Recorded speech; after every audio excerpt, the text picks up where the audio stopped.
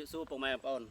បាទវគ្គនេះគឺយើងចុះវគ្គដាក់ជីដលងហើយយើងចំណេញទាំងដាក់ជីដែរបងប្អូនហើយអ្វីពិសេសគឺថ្ងៃនេះគឺយើងចុះមកដាំកូនត្រប់បន្ថែមកុំឲ្យខាតចន្លោះដីអញ្ចឹងអំពូមីងដែលមានដំណាំទូទៅមកថាដំណាំតូចដំណាំធំអំពូមីងអាចងាកមកប្រើជាមួយនឹង GBM មកគ្រីនៅបានព្រោះថាតើតើនឹងជីរបស់យើងនេះមានក្បាលលេខរបស់វាគឺ10 10 55បូកនឹង OM 30%ធ្លាប់ប្រើកន្លងមកគឺតើតើនឹងទិន្នផលគឺល្អមែនតើពុកម៉ែបងប្អូនអញ្ចឹងដូចជាថ្នាដលងជាក់ស្ដែងអំពូមីងឃើញដែរបាទតើតើដលងរបស់យើងគឺចាប់ផ្ដើមមកលឹកកម្មៅស្អាតតែម្ដងអំពូមីងបាទអញ្ចឹងបើអំពូមីងមានតម្រូវការក្នុងការប្រើប្រាស់ជីពិសេសគឺប្រភេទដំណាំដំឡូងនៅក្នុងរដូវកាលនេះគឺជារដូវកាលមួយដែលអំពូមីងត្រូវការចាំបាច់ដាក់ជីបន្ថែមហើយបាទសូមអរគុណបានខ្ញុំគ្រាប់បាទឥឡូវខ្ញុំបោះសាទៀតនេះបោះជីរបស់យើងបងប្អូននេះសុំមើលក្លិនមើលក្រំក្លិនល្មមមកក្លិនឈួលជីណា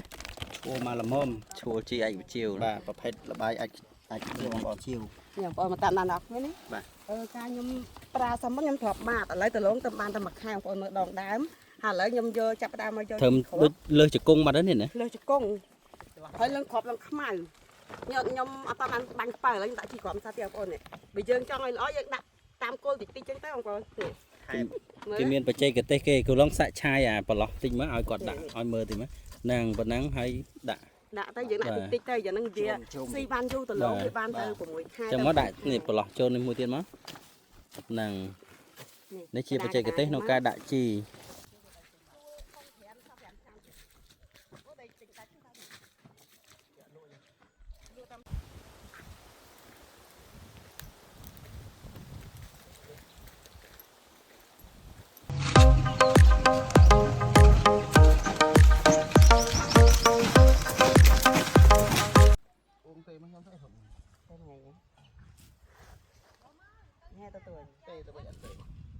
ថ្ងៃនេះចុះដាំដំឡូងមីថ្ងៃទី5ថ្ងៃទី2ខែ5